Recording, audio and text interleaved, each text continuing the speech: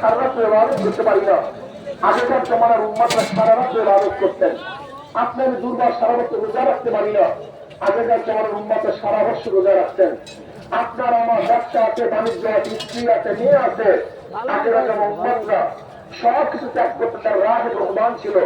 জঙ্গলে থাকতো, গির্জার মধ্যে থাকতো, সমাজে মাত্র মগ্ন থাকতো।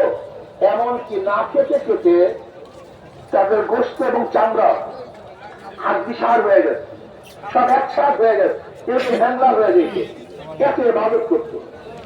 তারপরে তাদের চেয়ে আমাদের আল্লাহ শ্রেষ্ঠত্ব দান করার কারণটা কি, এটা মাথার মধ্যে রাখতে হবে। এগুলি মাথার মধ্যে রাখতে দুই একটা পয়েন্ট মাথার মধ্যে থাকা চাই।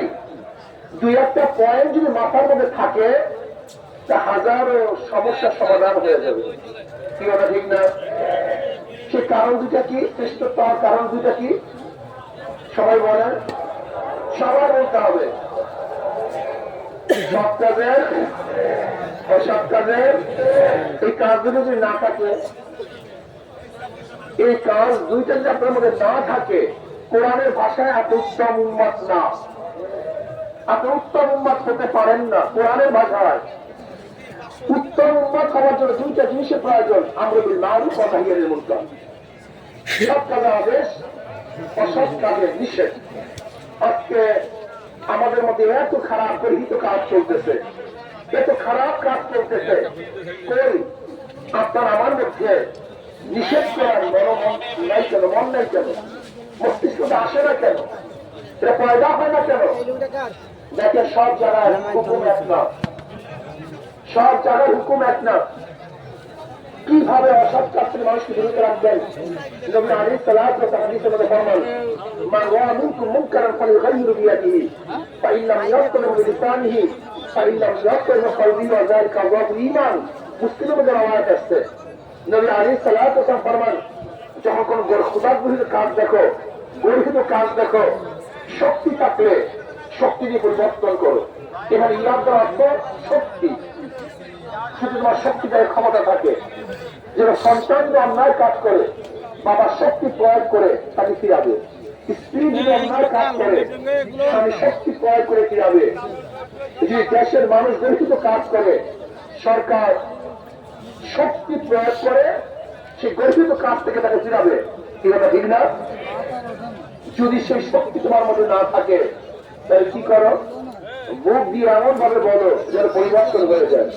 বলতে না তো কি মুখ দিয়ে বললে পরিবর্তন হয় কি হয় না?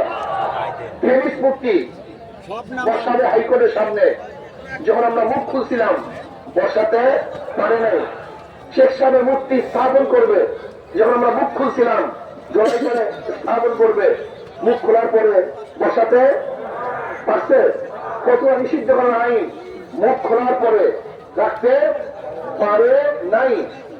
আজকে বইয়ের মধ্যে ডারউইনের থিওরি দেওয়ার যে চক্রান্ত চলছিল, যখন সবাই মুখ খুলছি রাখতে, তার মানে এখনো যদি মানুষ অন্যায় মোকাবিলায় কথা বলে তা অন্যায় কাজ থাকে না।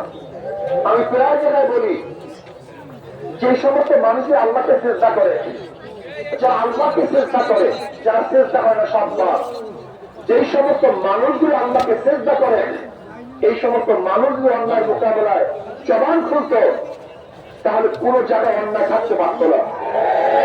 আপনি দেখেন যে মসজিদ, জামে মসজিদের এরিয়ায়, জামে মসজিদের এরিয়ায় যে অন্যায় কাজগুলি চলে, যেই সমস্ত মানুষগুলি মসজিদে নামাজ পড়ার জন্য আসে, ওই সমস্ত মুসল্লিরা একত্রিত হয়ে যে সিদ্ধান্ত গ্রহণ করত, আমার এরিয়ার মধ্যে কোনো গাঁজা থাকবে না, আমার এরিয়ার মধ্যে অপকর্ম থাকবে না, ফেন্সিডিল থাকবে না, মদ থাকবে না, ওই জামে মসজিদের এরিয়ার লোকগুলি যদি অন্যায় মোকাবিলায় জবান খুলত, আমি বিশ্বাস করি ওই এরিয়ার মধ্যে একটা অন্যায় থাকতে পারত না। তাহলে কি বুঝলেন? ওই অন্যায়কে আশ্রয় প্রশ্রয় দেয় কে? মুসল্লিরা। ওই অন্যায়কে আশ্রয় প্রশ্রয় দেয় কে? এই মুসল্লিরা। এই মুসল্লিরা জবান খুলে না, এই জন্য অন্যায় বাড়তে থাকে, অন্যায় চলতে থাকে। এর জন্য জবান খুলতে হবে, জবান খুলতে হবে।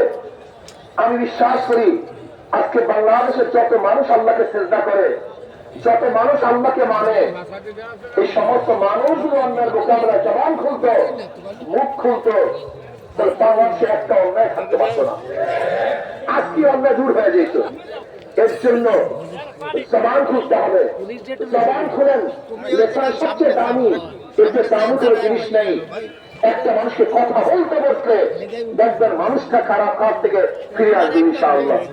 জবান খুলবেন।